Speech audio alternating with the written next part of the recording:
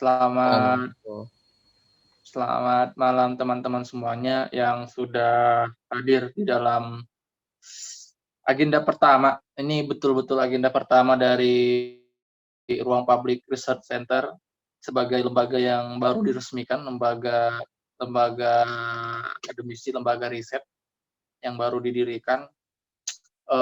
Buat teman-teman mungkin di sini ada beberapa orang yang, eee, apa ya, masih meraba-raba gitu, masih mau mencari tahu apa itu ruang publik, kayak Bang Ramos atau Mbak Salsa. Jadi, ruang publik ini, eee, lembaga riset khusus untuk meneliti tentang khusus, tetapi yang dibahas umum, sangat-sangat abstrak gitu ya, ruang publik gitu. Jadi harapannya dengan mengambil tema ruang publik, seluruh seluruh apa ya, seluruh tema dalam realitas sosial, politik, dan ekonomi, bisa dikail pakai tema itu, tema ruang publik itu. Nah, eee, ruang publik sendiri sebenarnya belum launching, belum belum ada rencana agendanya sudah ada, tapi belum diresmikan secara, apa ya, seremonial gitu. Belum belum diselenggarakan secara seremonial, tapi, untuk agendanya baru malam ini kita akan harusnya acara ini dihelat sore tadi jam 4, tapi gara ada gangguan teknis, eee, agenda ini dimundurkan jadi jam 8 malam ini, gitu. Dan, mungkin beberapa teman kita yang tadi sore nunggu belum pada masuk sekarang gitu ya. Itu dugaan aja sih sebenarnya.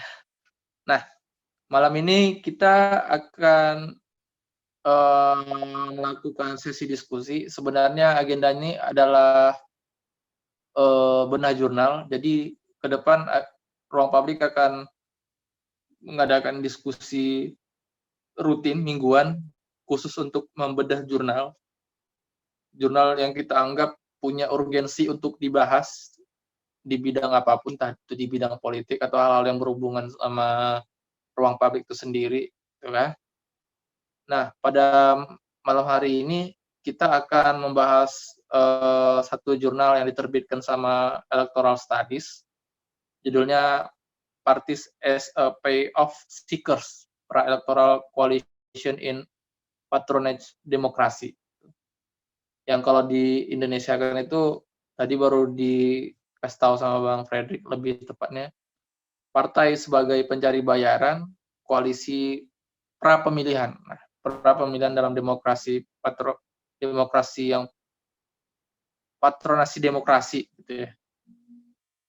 Nah, jurnal ini ditulis sama Adrianus, kemudian Ward Scott, kemudian Edward Aspinall,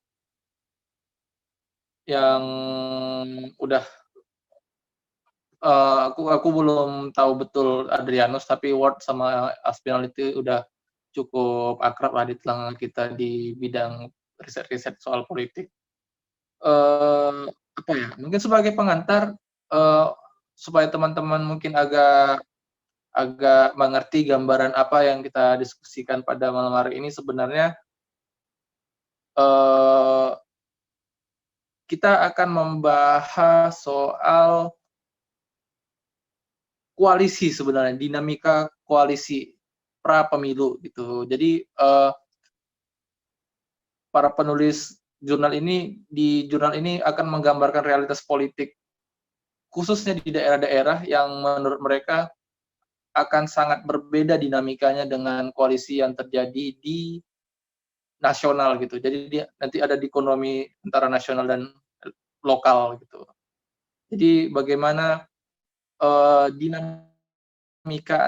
dinamika pembentukan koalisi sebelum pemilihan itu berbeda antara lokal dan nasional. Beberapa faktor yang menentukan nanti mungkin akan dielaborasi lebih jauh dari Bang Predik, tapi sebagai gambaran aja, eee, apa ya, kenapa pra-elektoral itu bukan berarti pra-elektoral ansih, tetapi ada kaitannya dengan pasca elektoral. Karena apa? Karena politik lokal itu nggak punya apa ya, nggak punya infrastruktur politik yang sama dengan yang nasional. Misalkan secara sederhana kita bisa ngelihat bagaimana cara elit nasional itu mengkonsolidasi elit di daerah pusat, karena presiden di nasional itu punya infrastruktur politik untuk membagi-bagi, diformalisasikan posisi-posisi politik, misalkan kementerian, kemudian BUMN, sesuatu yang keistimewaan yang nggak dimiliki sama pejabat-pejabat daerah, posisi-posisi formal yang semacam itu nggak dipunyai keistimewaannya sama pemerintahan lokal. Jadi corak, nah itu lebih tepat, corak koalisi yang akan dibentuk sama pemimpin-pemimpin politik akan sangat berbeda antara nasional dan lokal gitu. Nanti ada juga beberapa karakteristik bagaimana koalisi partai politik bekerja, entah dia itu dari sisi ideologi yang kita tahu itu kayaknya rada susah di Indonesia. Kemudian ada office seeking, kemudian payoff seeking gitu. Yang kita berharap Bang Fredrik nanti bisa ngebahas atau ngelaborasi jurnal ini. Mungkin itu sedikit bayangan-bayangan apa yang akan kita diskusikan pada malam hari ini. Kalau mungkin tambah bingung, semoga nanti Bang Fredrik yang bisa menyederhanakannya. Oke, mungkin itu aja Bang Fredrik, tanpa memperpanjang waktu, mengulur waktu, silakan Bang.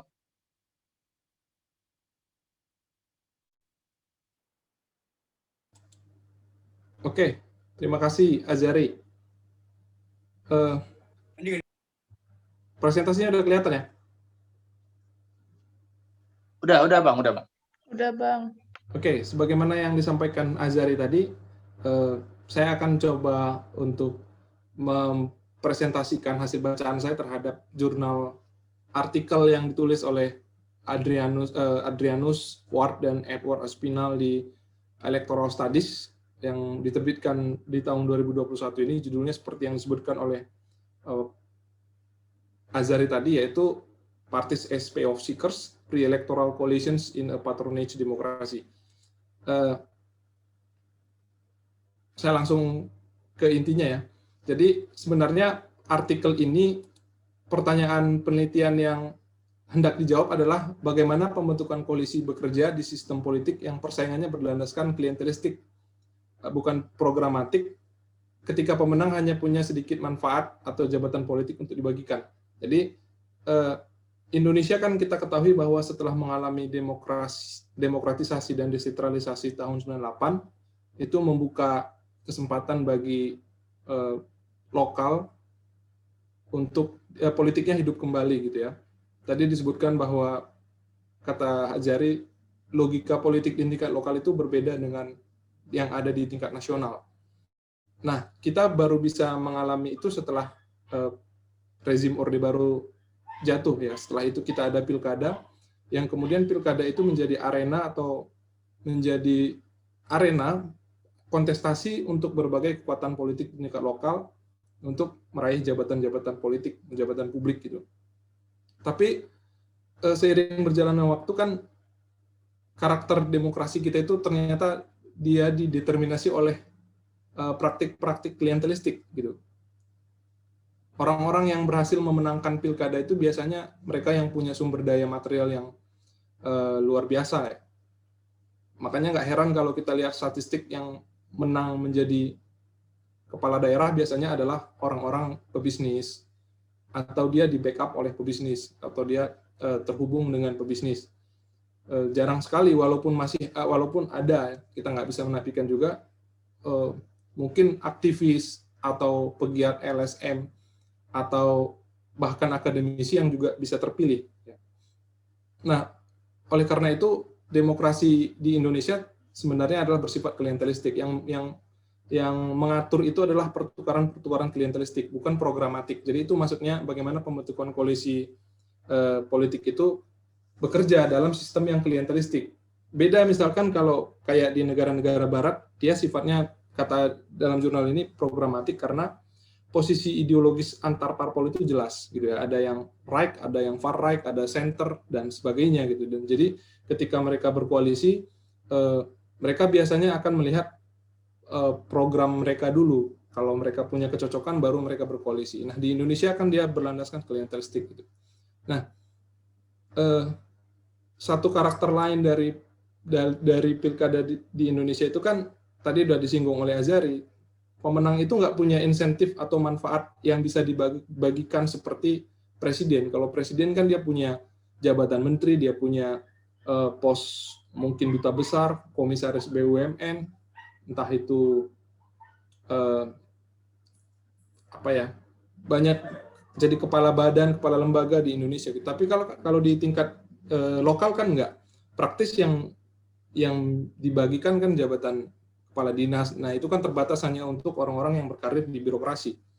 Walaupun ada, tapi terbatas seperti misalkan komisaris di tingkat daerah atau BUMD gitu. Jadi pertanyaan dalam penelitian, dalam artikel jurnal ini, dia mau melihat bagaimana pembentukan koalisi di pilkada itu di Indonesia terjadi dengan karakter yang tadi. Yang pertama, dia klientelistik, dan yang kedua adalah insentif yang bisa dibagikan itu kecil. Karena kan kecenderungannya kalau insentif yang dibagikan kecil, biasanya karakter koalisinya seperti apa gitu. Kalau dia yang besar kan koalisinya mungkin akan besar gitu. Nah, artikel ini mau melihat kecenderungan tersebut.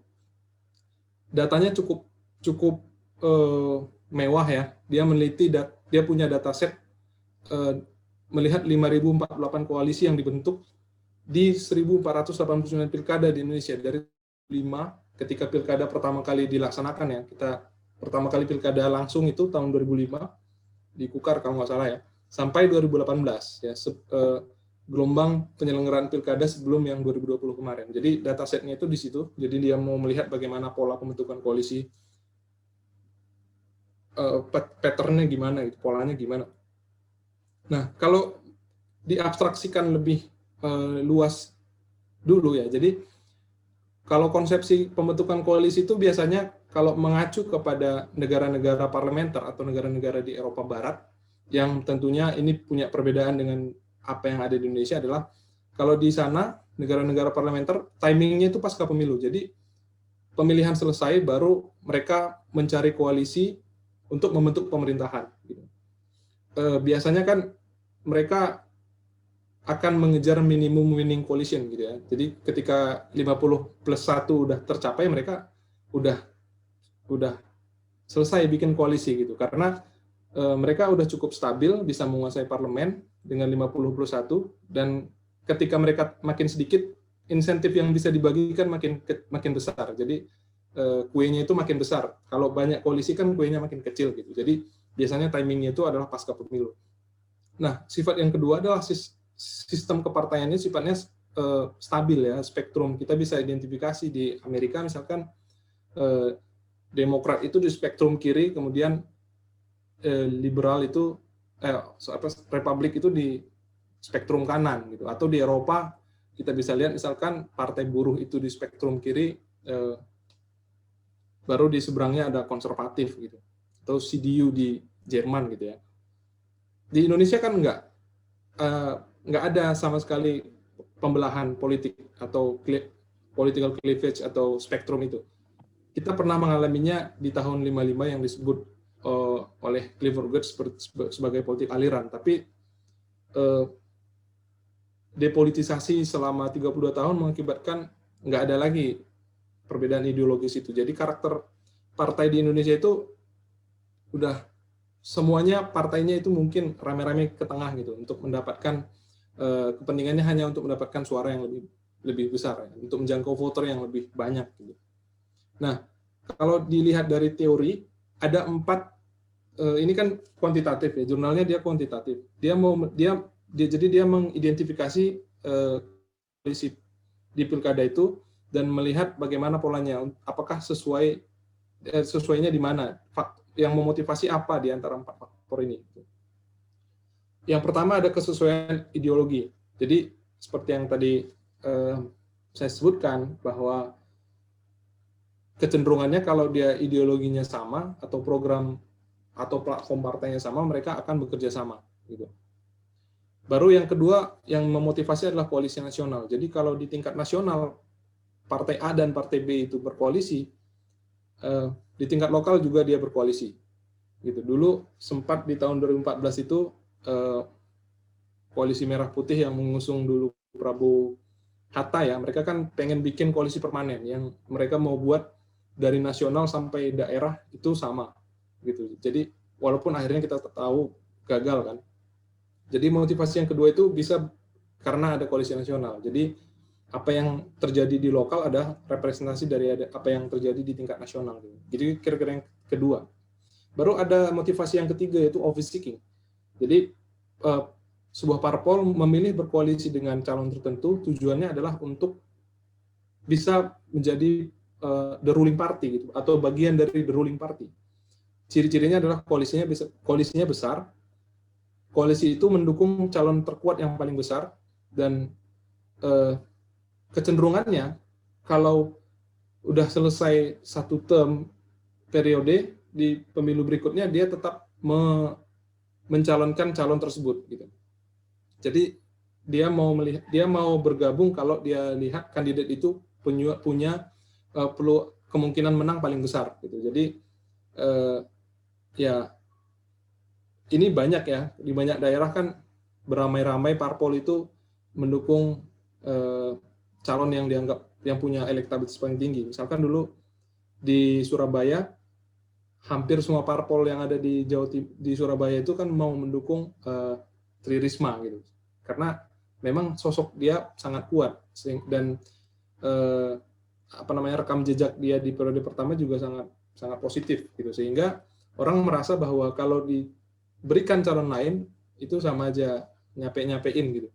Jadi karakter ini adalah yang disebut office seeking. Nah, baru ada karakter yang keempat yang menjadi sentral dari pembahasan jurnal ini, yaitu mencari bayaran. Jadi dia sebut payoff seeking.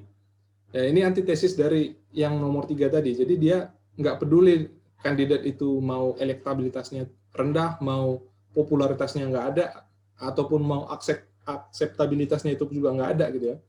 Yang penting calon itu bisa kasih mahal, bisa kasih mahar yang besar, partai itu mencalonkan.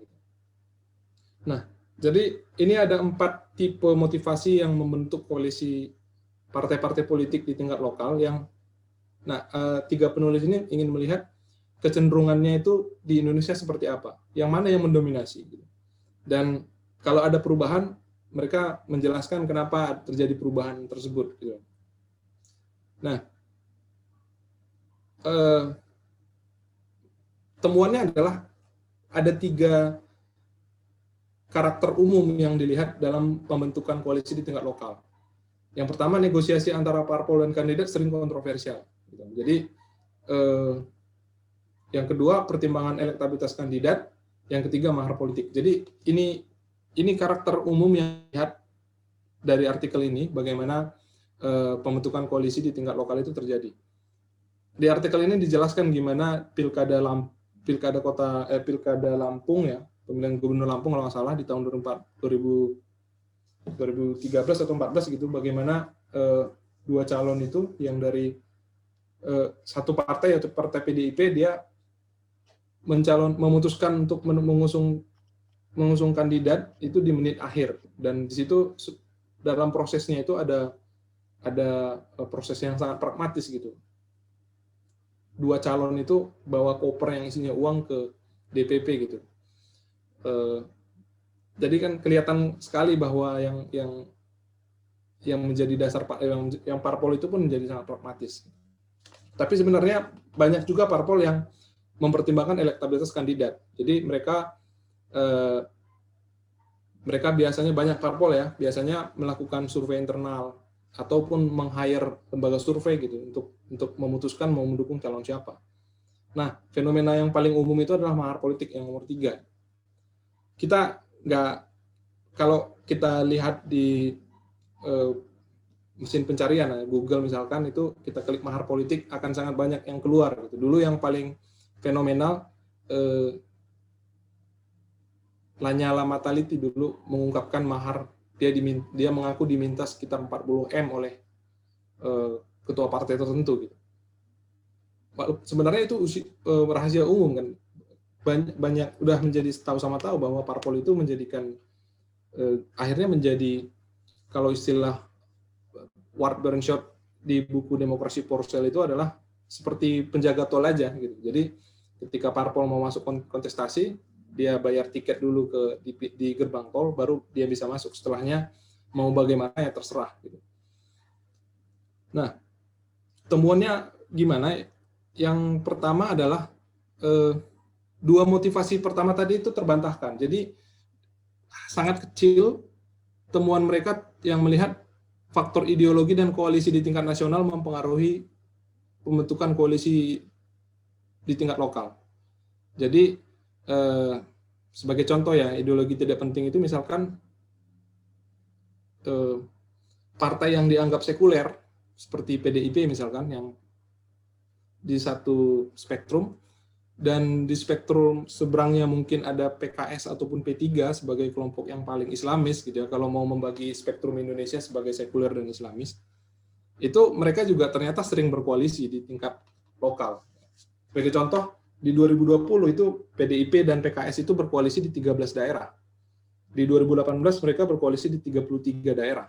Itu menggambarkan bahwa merepresentasikan bahwa ideologi itu nggak penting dalam pembentukan koalisi, gitu ya. Jadi kita mungkin selama ini tahu bahwa ideologi itu kan nggak penting dalam pembentukan koalisi. Nah, ini jurnal ini menyediakan datanya untuk menjustifikasi argumen tersebut.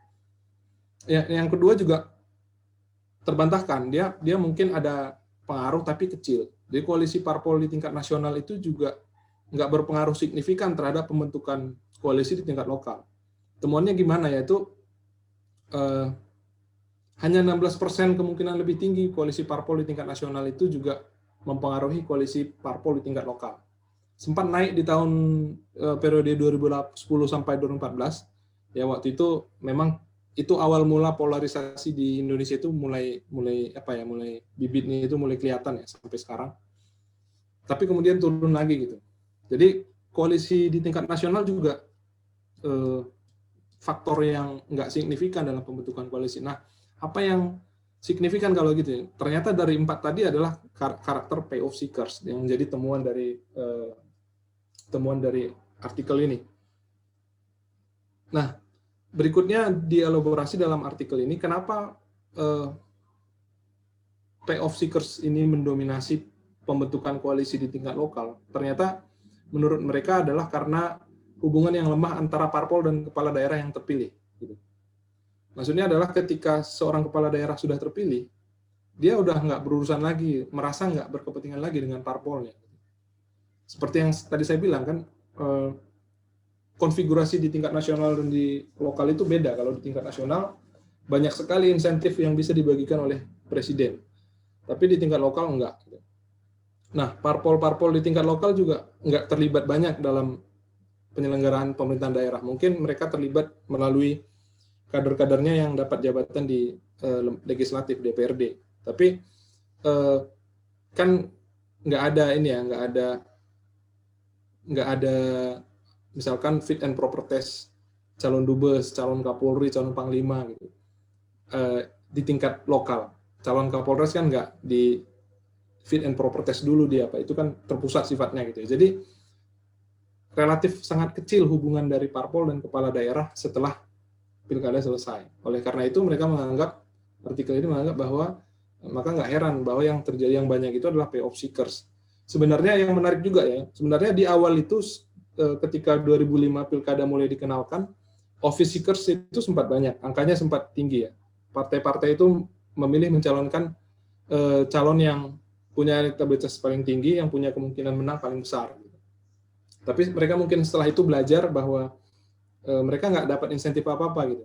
Setelah, walaupun mereka mendukung kandidat tertentu, ketika kandidat tersebut terpilih, mereka mungkin mereka nggak merasa dapat insentif yang setimpal dengan apa yang mereka berikan gitu ya. Jadi akhirnya mengubah perilaku parpol di tingkat lokal menjadi sangat pragmatis, hiperpragmatis ya kalau menurut saya. Nah, itulah temuan dari artikel ini. Gitu. Nah, masalahnya sekarang kan kita lagi ini terakhir singkat ya. Kita kan sedang membahas RUU Pemilu ya. Sebenarnya agendanya dari dulu sama, ya, perbaikan efektivitas sistem presidensil, penguatan kelemahan parpol, rekrutmen, peningkatan integritas, minimalisasi politik uang. Nah, sebenarnya upaya untuk memperbaikinya adalah dari revisi undang-undang ini. Banyak hal yang perlu diperbaiki karena masalahnya udah sistemik gitu dan salah satu yang bisa dipecahkan melalui revisi UU Pemilu tentu saja untuk mengatasi bagaimana perilaku parpol yang berkarakter hiperpragmatis itu yang ditandai dengan sifatnya sebagai payoff seeker atau partai pencari bayaran dalam pembentukan koalisi di tingkat lokal. Oke, kira-kira gitu yang bisa saya jelaskan dari hasil pembacaan saya tentang jurnal ini. Mungkin kita bisa elaborasi dengan diskusi. Saya kembalikan ke Ludwig Wittgenstein alias Ali Azhari.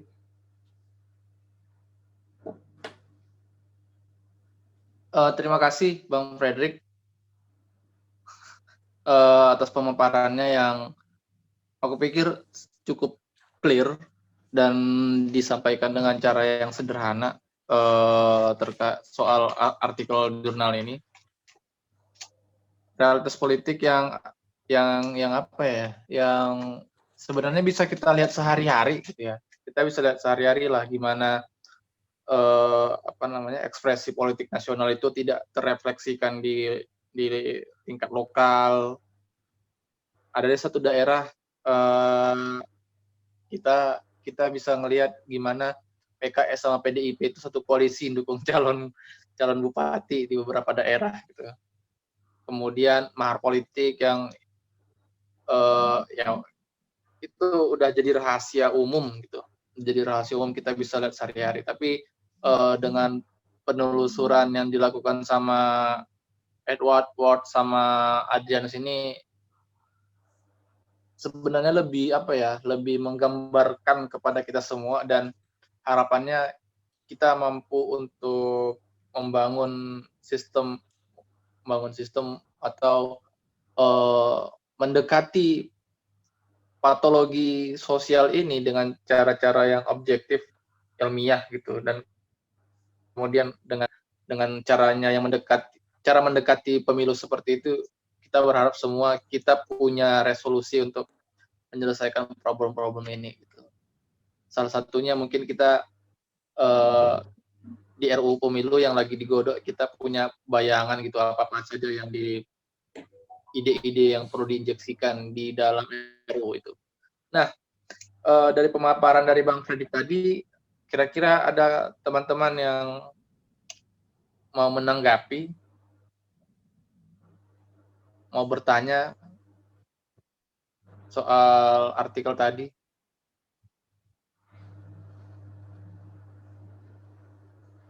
Kalau ada silakan kawan-kawan. Ada Bung Jubir, Bung Pajar, halo Bung. Ada Bang Ramos, ada Alvin, ada Kak Siti, ada Nanda, ada Mbak Salsa Putri. Kalau ada yang mungkin sedang yang mengganjal, ada yang mau ditanyakan, silakan.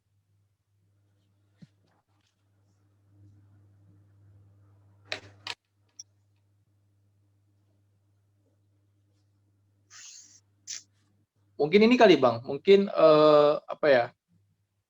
kan ini kan tadi di artikel juga yang Abang sampaikan juga ada kan, yang kecenderungan parpol di awal-awal pemilu itu pada office seeker gitu ya. Orang partai-partai ngelihat sosok gitu dengan proyeksi yang lumayan bagus di kontestasi elektoral, itu yang mereka ambil sebagai rekanan di palagan elektoral itu. Nah, kemudian makin kesini yang justru lebih mendominasi kan payoff seeker-nya gitu ya, mencari bayarannya gitu, dengan pertimbangan-pertimbangan ya lokal nggak punya apa namanya, lokal itu nggak punya kemewahan, lokal itu tapi di apa namanya, di artikel ini juga dibilang kan sebenarnya bahwa sebenarnya cara-cara untuk memberdayakan dalam tanda petik ya, memberdayakan dukungan dari partai-partai politik yang mendukung kandidat yang sudah menang ini kan sebenarnya ada, tapi tidak terformalisasi ya di dalam infrastruktur pemerintahan daerah gitu. Kalaupun ada yang mau dibagi-bagi, di-share kayak kepala dinas, toh itu juga jabatan-jabatan struktural, jabatan-jabatan PNS gitu ya. Nah, itu yang membuat partai politik itu yang menjadi problem bagi partai politik, kenapa mereka lebih menitik beratkan mahar gitu ya, mahar. Nah, apakah ini juga bisa Bang dijadikan justifikasi bagi, kan tadi kita udah sepakat lah kalau partai politik ini adanya pragmatis banget gitu, bahkan hyper pragmatis aja Bang bilang gitu kan. Nah, tapi kan dengan tulisan artikel ini kan terjelaskan kan kenapa mereka pragmatis kan. Apa ini bisa dijadikan justifikasi di RUU nanti, di RUU tentang partai politik nanti, mungkin ada RUU partai politik jadi prolegnas tahun berapa gitu. Akan ada aturan di masa depan nanti, mungkin kita akan melihat pemerintah melalui APBN mendanai gitu, mensubsidi seluruh, bukan seluruh, tapi ada subsidi khusus yang dialokasikan untuk partai-partai politik. Dengan harapan mungkin mereka dengan dana itu nggak hyper pragmatis seperti sekarang ini. Mungkin itu Bang. Oke, sebenarnya solusi untuk masalah institusionalisasi partai di Indonesia yang sangat buruk itu adalah itu ya, negara itu membiayai parpol. Masalahnya kan ketika kita mengalami reformasi, kemudian sistem itu disruptif, kemudian dibiarkan, tapi pengaturannya itu malah sangat terbuka, gitu, memberikan kesempatan bagi siapa aja, salah satunya di partai politik. Nah,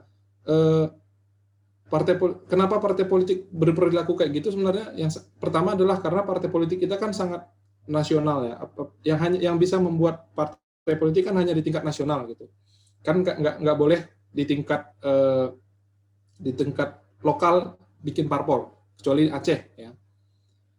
Sehingga partai politik itu sangat susah untuk membentuk partai politik. Sehingga yang bisa membentuk partai politik itu biasanya adalah orang-orang yang punya sumber daya material yang luar biasa. Nah, karena itu adalah dampak berikutnya, partai politik kita sangat terpersonalistik gitu ya. Jadi partai politik itu sangat personal akhirnya.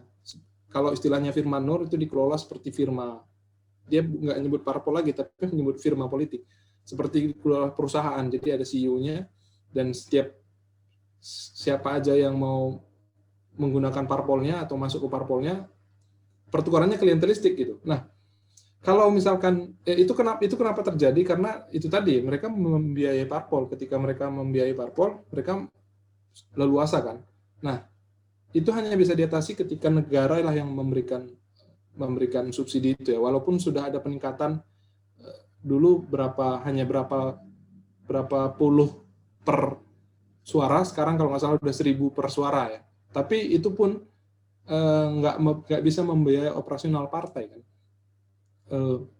Saya pernah ini ya, wawancara dulu di Jakarta, salah satu parpol, dia bilang subsidi yang diberikan negara itu hanya bisa untuk membayar listrik dan tagihan air kantor DPP yang ada di Jakarta gitu, bayangkan. Sementara kegiatan parpol itu banyak gitu. Masalahnya kan di situ. Nah, terkait dengan di tingkat lokal tadi ada satu studi menarik ya, Nathan Allen, dia bilang gini, di mana ada sumber daya yang gemuk, di situ parpol yang bercokol gitu. Jadi dia melihat bahwa sebenarnya sistem kepartaian kita itu hanya menjadi sarana bagi elit atau bagi orang-orang yang mau menjadi elit untuk mengakses sumber daya negara, untuk dapat lisensi, untuk dapat proyek, untuk dapat apa namanya kalau mau usaha batu bara itu konsesi dan sebagainya gitu. Jadi dia Nathan Allen kemudian menyimpulkan bahwa di mana ada sumber daya yang gemuk, di situ parpol itu lebih banyak bercokol, lebih ribut gitu. Jadi dia melihat ya daerah-daerah seperti di Kalimantan yang sumber dayanya besar, di situ parpol lebih senang gitu. Jadi dia melihat itu seperti ada gula, ada semut gitu ya. Ada sumber daya, ada parpol di situ gitu. Itu kan ironis sebenarnya. Sebagaimana kita tahu demokrasi itu sangat membutuhkan parpol sebagai nafasnya kan. Karena dia yang menyalurkan, harusnya dia menjadi penghubung dari publik dan negara. Tapi pada kenyataannya parpol itu menjadi instrumen bagi segelintir orang dari publik ini untuk mengakses sumber daya negara. Gitu. Yang terjadi kan di Indonesia kayak gitu. Nah, terkait dengan artikel ini, kecenderungannya kan ya APBD di Indonesia kan rata-rata sangat kecil kan. Jadi kue yang bisa dibagi itu ya kecil gitu di banyak daerah. Mungkin beberapa daerah seperti Kalimantan yang punya sumber daya mineral sangat banyak, di sana mungkin ada studi juga kan, semakin kalau Alan bilang semakin tinggi sumber daya di satu daerah, aktivitas parpolnya itu semakin banyak, dinamika parpolnya semakin besar. Nah kalau ini bilang, Berenschot dan Aspinall bilang di daerah yang sumber dayanya sangat besar, klientelismenya akan juga semakin besar. Itu kan problem kita gitu. Jadi maka nggak heran dalam konteks yang seperti itu membuat parpol-parpol di tingkat lokal itu menjadi hanya payoff seekers gitu. Tapi ini nggak menggeneralisir ya. Masih ada parpol-parpol di tingkat daerah yang memang betul-betul dia masih mempertimbangkan program, masih mempertimbangkan juga koalisi di tingkat nasional gitu. Masih mempertimbangkan rekam jejak ataupun parpol ini gitu. Kalau dia parpol korupsi, dia cenderung masyarakat akan nggak mau dukung gitu, sehingga dia kesulitan untuk membangun koalisi gitu. Jadi gitu sih.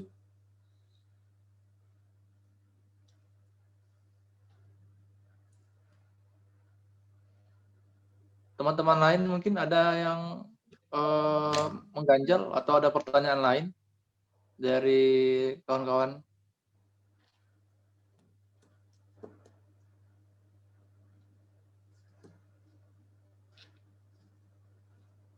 Nah, satu lagi ya ini, ada satu lagi fenomena yang juga mengkhawatirkan, ya, bagi kita mengkhawatirkan, di mana kan ada kecenderungan calon kepala daerah itu memborong semua parpol yang ada di daerah. Itu di beberapa daerah itu terjadi, baik di 2020, 18 dan sebelumnya gitu.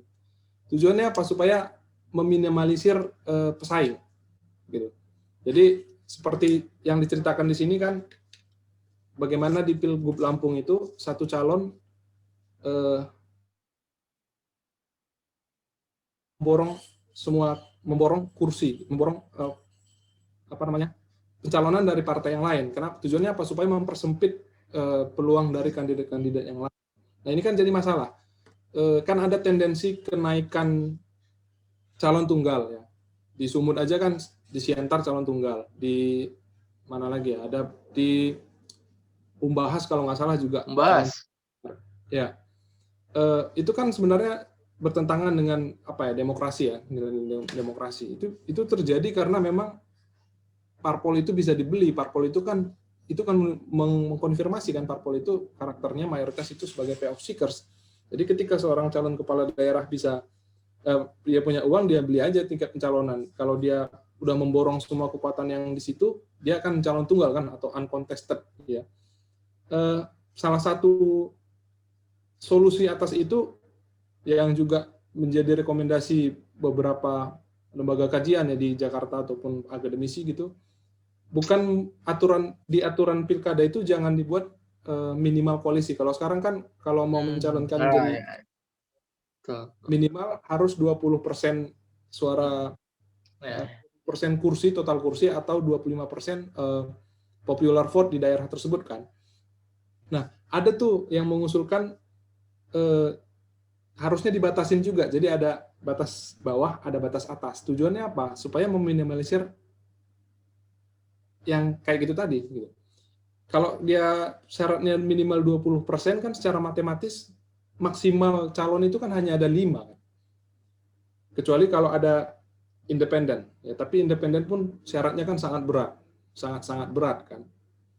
Nah, makanya salah satu usulnya dan saya rasa juga perlu itu ya harus dibatasin. Kenapa? Karena nanti tendensi calon kepala daerah yang memborong semua kursi itu semakin besar.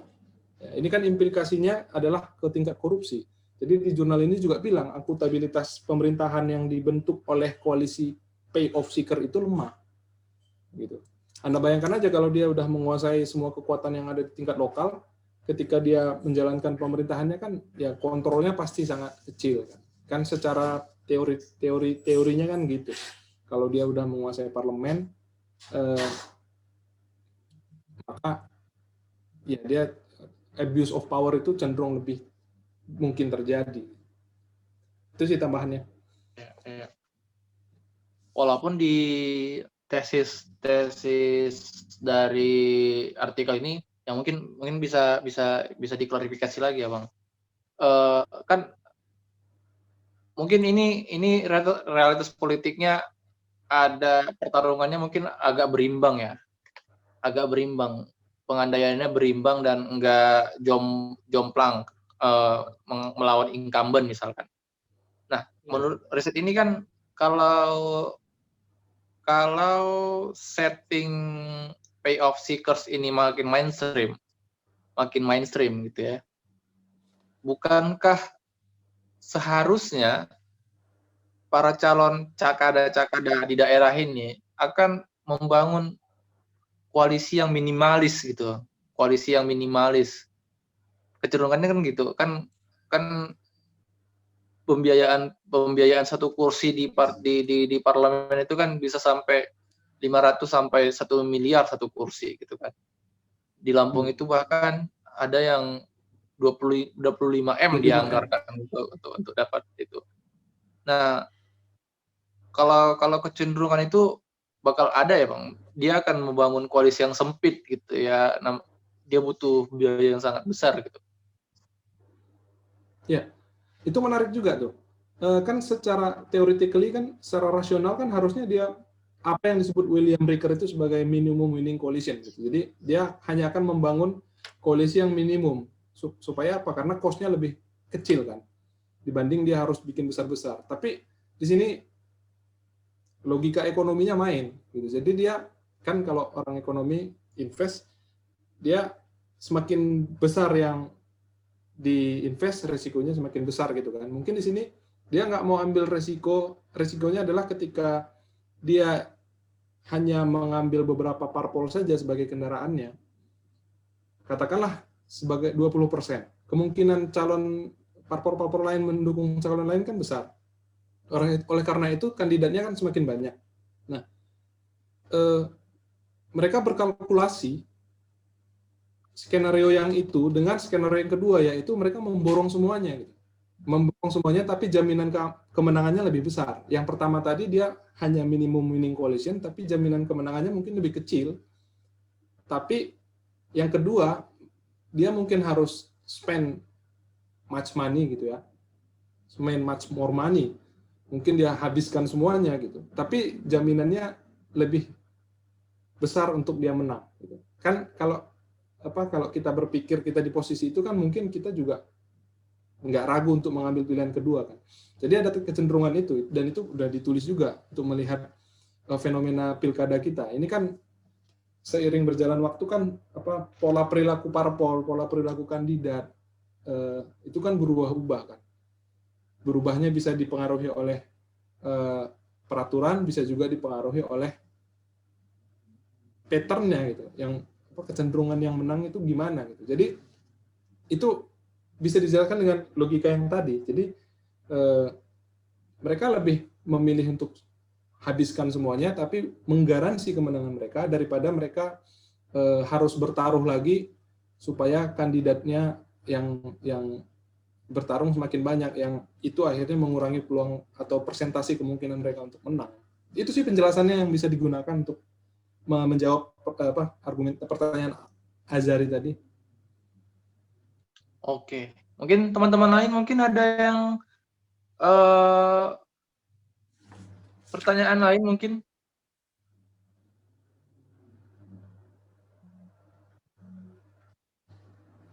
dari Nanda, Bung Fajar, Kak Siti, Bang Ramos, Salsa, apalagi Jubir, Bung Jubir.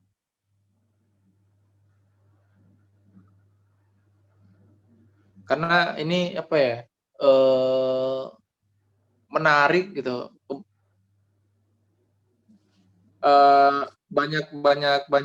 Banyak realitas politik yang dianalisis dengan apa ya, yang kalau mungkin kalau bukan Word yang nulis itu kita dengar tapi samar-samar gitu. Mereka mengkontraskannya dan kita ngelihat betapa ininya ya, betapa kusutnya gitu loh. Betapa kusutnya dinamika politik di tingkat lokal, tapi itu juga dideterminasi karena sistem politik kita yang yang bisa dicari celahnya untuk melakukan ya tricky lah, untuk melakukan apa ya dibilang, menari-nari di antara celah-celah itu gitu. Jadi kayak bermain-main di kekurangan sistem politik gitu. Ya, sebenarnya kan di sini kan judulnya kan koalisi praelektoral di demokrasi patronase kan. Jadi titik poinnya sebenarnya adalah dia menjelaskan bagaimana karakter koalisi itu di demokrasi yang karakternya itu patronase. Kan kita di Indonesia kan gitu ya. Patronase di Indonesia itu kan punya akar sejarah yang panjang. Kalau kita lacak gitu ya. Gimana dulu Orde Baru itu membangun birokrasi itu, membangun sistem negara kita itu berdasarkan loyalitas kepada atasan, bukan berdasarkan merit system. Jadi dan itu terbawa sampai sekarang dan mempengaruhi demokrasi di Indonesia yang dideterminasi oleh atau dipengaruhi oleh politik uang. Itu nggak cuma di tingkat lokal, mungkin ya gambarannya itu tadi ketika mereka mau mendapatkan surat rekomendasi dari parpol pun, Ya. gunakannya dengan uang, dengan patronase kan akhirnya gitu. Jadi ya dampaknya berkelit-kelin dan dengan masalah-masalah yang lain, gitu. Politik uang. Kemudian sekarang ya kita lihat juga pemilu kita ya semakin kesini kan semakin oligarkis rasanya gitu. Itu sih. Beda dengan negara-negara di sini di literatur review artikel jurnal ini dia menjelaskan bagaimana koalisi di negara-negara West European ya, di negara-negara parlementer Eropa. Kalau di sana koalisinya itu setelah pemilu dan biasanya basis koalisinya itu adalah platform partai. Di Inggris misalkan nggak itu udah pasti nggak mungkin Labour Party itu bersatu dengan Conservative Party kan. Atau di Jerman CDU-nya Angela Merkel nggak mungkin bersatu sama partai sosialis yang ada di sana gitu. Nah kalau di sini kan semuanya serba ya punya logika masing-masing. Di tingkat lokal itu ya yang data yang tadi PDIP dan PKS yang nggak pernah bersatu di tingkat nasional ternyata di bawah itu sangat banyak mereka mengusung kandidat yang sama. Tapi apakah kita memang ini Bang? Mungkin pertanyaan selanjutnya mungkin karena kan itu memang kritik yang udah banyak ya tentang ideologi absennya politik aliran far left, far right itulah, yang kiri atau kanan itu. Gimana kalau misalkan fragmentasi itu kayak sekarang deh, politik itu kan terfragmentasi antara Islam dan nasional, walaupun secara legal kan semuanya nasional gitu ya, nasionalis gitu kan. Tapi tetap ada yang membawa simbol-simbol keagamaan, kemudian nasional. Itu yang pertama. Kemudian yang kedua, mungkin sebagai proposal untuk, nggak tahu ya ini bakal bisa mematahkan atau tidak, fragmentasinya itu ditukar gitu. Jadi bukan kiri atau kanan, menjadi pusat sama lokal, pusat sama daerah. Maksudnya gini, di Indonesia kan yang bisa punya partai lokal sendiri kan Aceh ya. Aceh Ya. dengan harapan partai ini mampu memutus mata rantai oligarki yang diekspresikan oleh partai politik di pusat sana, belajar dari pengalaman kita baru-baru ini, walaupun ini udah lama, tapi kayak sekarang kita baru ngerasain betul gimana pengaruh DPP itu, partai itu luar biasa. Bahkan ada yang apa namanya? Ada yang bikin metafor dewa-dewa di DPP itu. Mau kayak gimana kita punya kualitas, mau bagaimana kita punya kapasitas kepemimpinan bla bla bla bla, tapi ketika DPP itu bilang A, ya A, kita gagal gitu. Nah, apakah kalau misalkan fragmentasi itu diganti gitu antara nasional dan lokal? Karena kan di satu sisi itu bisa mematahkan mata rantai itu kan, ini mungkin agak out of topic ya dari jurnal artikel yang kita bahas. Kan setiap daerah itu kan punya isu yang khas gitu ya. Di tiap lokal itu punya, dan aku ragu sih DPP itu tahu semua gitu ya, mampu merespons apa namanya, merespons problem-problem yang dialami daerah. Misalkan partai A ngebawa isu revolusi 4.0 gitu. Kan itu nyaris nggak relevan ketika di Kalimantan orang-orang pada nggak ngomongin revolusi 4.0, tapi orang-orang lagi ngurusin sengketa tanah, konsesi tanah gitu kan. Nah, itu gimana tuh? Oke. Ya, yang pertama yang soal pembelahan di kita ya, soal cleavage kita ya. Ya Indonesia memang punya sejarah panjang soal kubu Islamis dengan nasionalis ya, sejak debatnya Natsir dan Soekarno gitu. Dan di tahun 55 itu sebenarnya politik aliran itu sangat kelihatan, ya kan. 4 partai pemenang pemilu kan merepresentasikan pembelahan antara Islam sekuler, terus pembelahan antara kota desa, juga pembelahan antara ya ideologi ini ya sosialis liberal tentu saja gitu. Steenrockan dan Seymour Lipset itu kan dia mengatakan bahwa ada 4 dasar pembelahan sosial di masyarakat ya berdasarkan konflik. Salah satunya itu adalah yang ya faktor yang tadi saya sebutkan gitu. Nah di Indonesia tapi masalahnya adalah rezim Orde Baru itu kan merepresi pembelahan itu, merepresi betul, nggak ada lagi nasionalis, nggak ada Islam, yang ada adalah Pancasila gitu ya, disebut dengan demokrasi Pancasila. Ada kelompok kiri yang tahun 55 ada PKI gitu ya. Ya mudah-mudahan nanti nggak di ini ya, nggak di ngomongin PKI, mudah-mudahan nggak di ini, nggak dilacak. Tapi dihabiskan kan di 32 tahun Orde Baru itu betul-betul merepresi itu. Kemudian muncul Islam, sebagai Islam pun direpresi, ya kan? Di era Soeharto kan Islam direpresi. Mereka rejim Orba menyadari bahwa Islam itu bisa menjadi kekuatan politik yang menjadi oposisi terhadap rejim karena dia punya sumber daya yang potensial gitulah ya, yang bisa menggantikan peran kelompok kiri di awal kemerdekaan.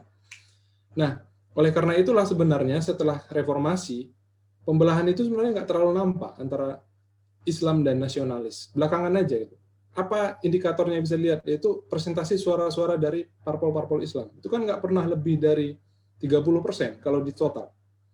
Gitu. Jadi sebenarnya sebaliknya, partai-partai sekuler pun, mereka itu cenderung dekat ke tengah juga. Mereka pakai simbol agama juga. Mereka, atau ada tesis tentang politik Islam namanya tesis moderasi ya. Jadi ketika seorang pemimpin politik, entah itu kepala daerah, presiden, menjadi menang pemilu, dia itu nggak menjalankan ideologinya ternyata, tapi berusaha memoderasi diri, dia bergerak ke tengah gitu, nggak ibaratnya gini, PKS, ada calon kepala daerah dari PKS menang di satu daerah, dia nggak menerapkan Perda Syariah gitu, Dia nggak mau menerapkan apa yang dia perjuangkan gitu. Nah, oleh karena itu juga sebenarnya pembelahan itu nggak betul-betul masih ada dan berpengaruh terhadap politik kita. Gitu. Yang berpengaruh tetap aja adalah pertukaran klientelistik tadi. Pemilih itu mungkin di beberapa daerah masih ada yang punya pembelahan yang sangat sangat kental kayak gitu ya. Misalkan di Jateng dan di Bali misalkan PDIP udah pasti itu miliknya gitu. Atau di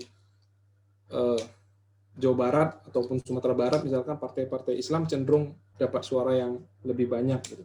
Nah, itu menggugurkan soal polarisasi di Indonesia berdasarkan itu tadi. Juga kan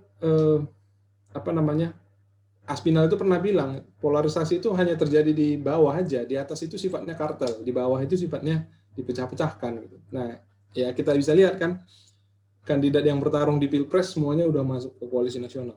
Kemudian tadi Azari apakah pembelahan itu berdasarkan nasional atau daerah? Itu menurutku ya enggak gitu kan. Kenapa? Karena daerah itu kan punya karakteristik masing-masing, punya konfigurasi politik masing-masing. Ya kan?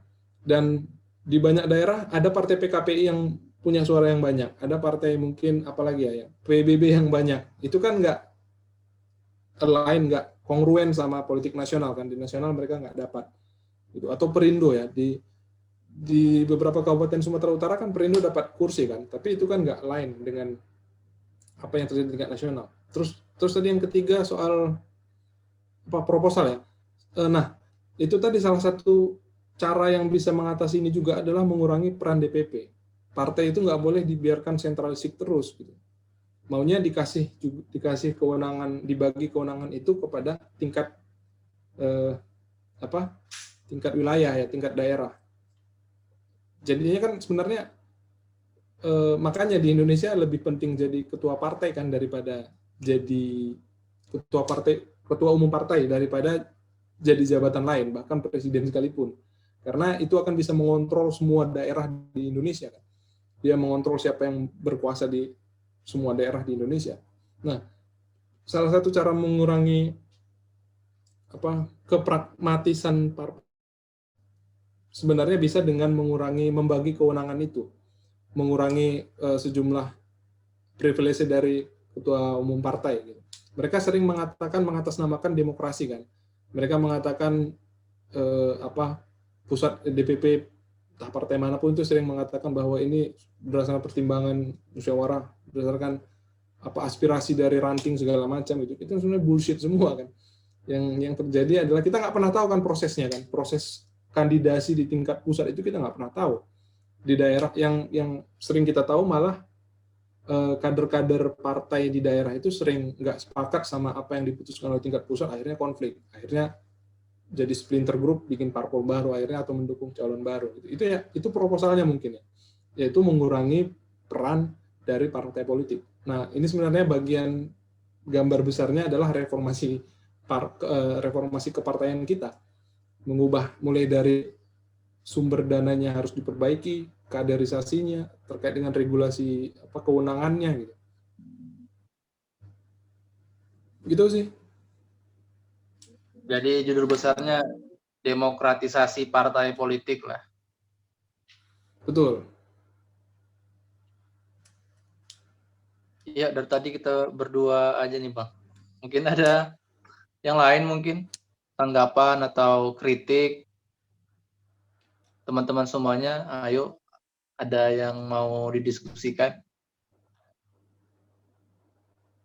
Udah pas sejam kita diskusi dari awal tadi. 21:20. Jam ya.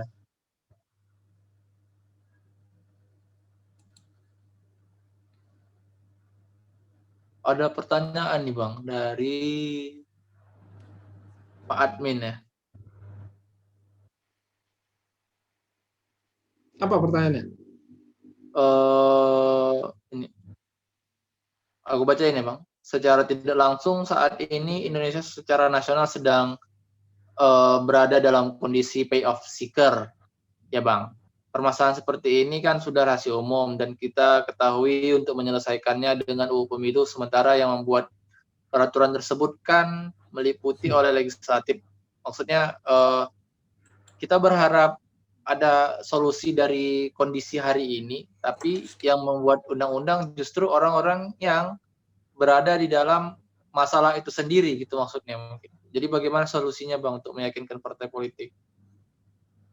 Nah kan Ya, mungkin benar. pertanyaannya ini kan problem yang di-drive sama partai politik sendiri. Kita di sini mencurigai, mengkritisi parpol, tapi undang-undang yang mau dibuat untuk memperbarui ini juga sangat dipengaruhi oleh partai politik.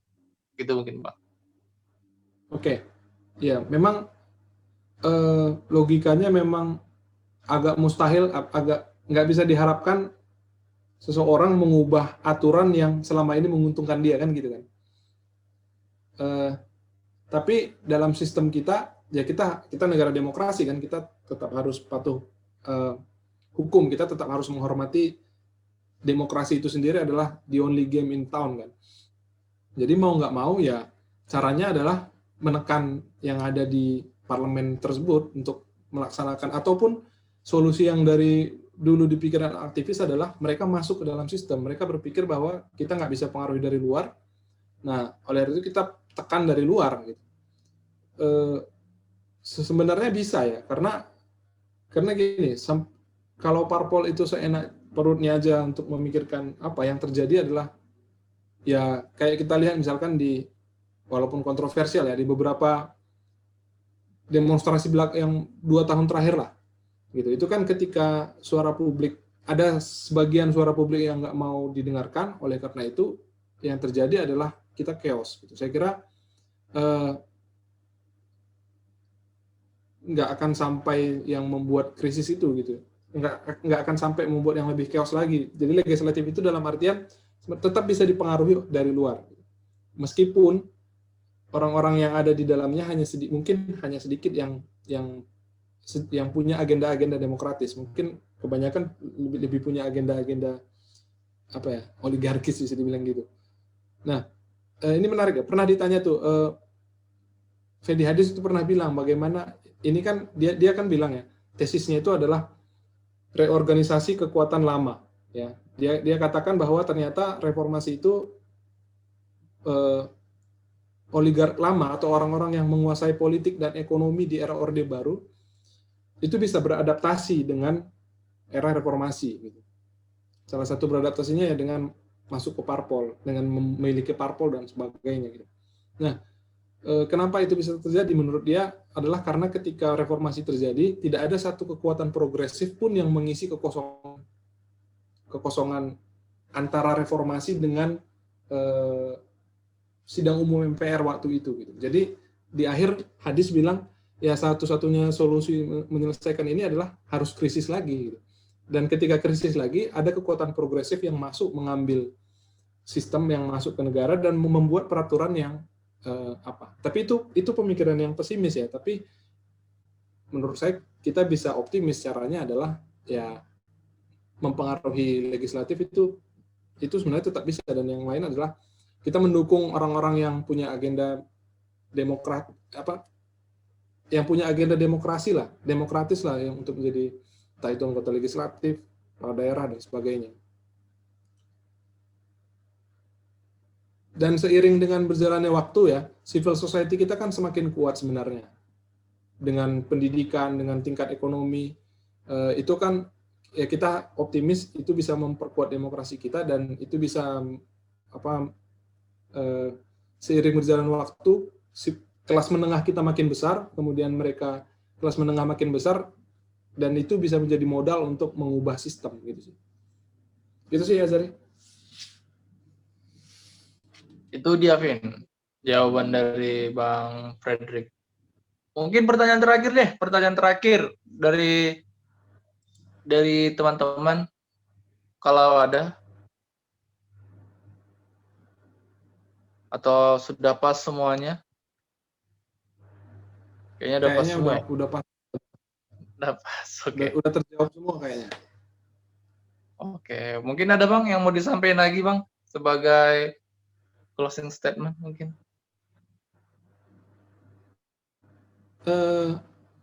closing statement-nya adalah ini sebenarnya cuma satu gambaran kecil atas masalah struktural yang lebih besar, ya. Masalahnya berkaitan dengan masalah sistem kepartaian kita, masalah sistem elektoral kita, kultur masyarakat kita, kultur elit kita. Sebenarnya era reformasi ini ada salah satu penulis mengatakan sebenarnya pertarungan antara kekuatan reformis melawan konservatif, orang-orang yang punya agenda-agenda demokratis melawan orang-orang yang ingin mengembalikan Indonesia kembali ke era Orde Baru gitu. Dan saat ini ada tendensinya bahwa kubu reformis ini semakin terpojok gitu dengan berbagai indikator lah, entah itu kualitas demokrasi yang menurun, semakin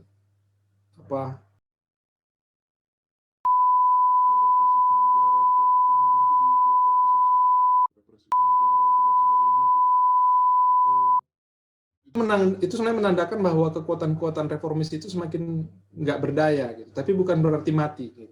Ya ketika ada demonstrasi-demonstrasi yang menentang keputusan-keputusan negara kan, itu sebenarnya adalah alarm demokrasi yang bunyi. Ya, itu yang sebenarnya respon dari kubu reformis yang ternyata masih ada. Dan itu ya walaupun kita setback atau regresi, tapi harapan untuk pushback itu masih ada. Itu sih. Oke, Terima kasih. Terima kasih Bang Frederick yang udah luar biasa tadi, penjelasannya detail, kemudian runut. Terima kasih Bang atas waktunya untuk berdiskusi dengan ruang publik gitu. Kepada teman-teman nih semua yang sudah hadir, aku sebutin ya, yang tadi-tadi juga sih memang.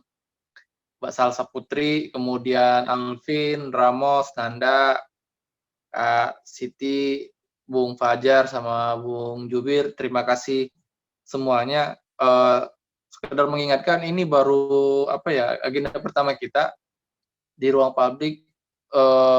Mungkin melanjutkan tadi apa yang jadi statementnya Bang Frederick, ya lagi-lagi kalau kita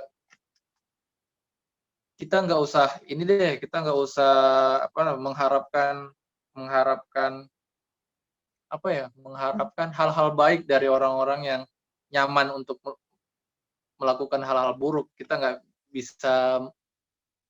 usah mengharapkan partai politik itu taubat sendiri gitu, kemudian menggolkan undang-undang yang menurut yang menguntungkan civil society, yang menguntungkan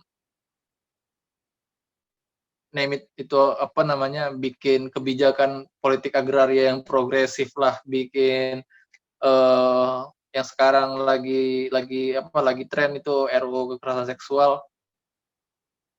Suatu saat nanti itu nggak usah kita tumpangin ke partai politik, itu bisa juga digolkan dengan cara ya memberdayakan civil society untuk bergerak secara mandiri, mengonsolidasi kekuatannya melampaui konsolidasi kekuatan-kekuatan elit.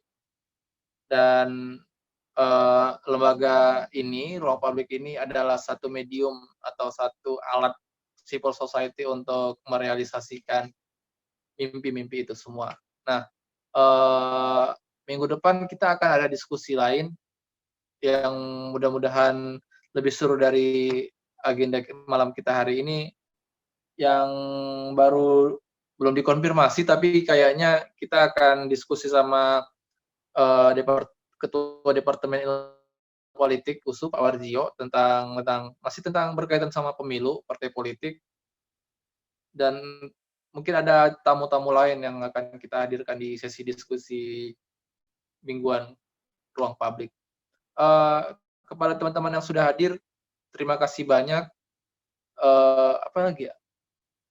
Kalau ada salah-salah atau kritik dan saran, monggo disampaikan. Kalau ada salah-salah kata, mohon dimaafkan. Mungkin itu aja teman-teman semuanya. Selamat malam dan Assalamualaikum warahmatullahi wabarakatuh.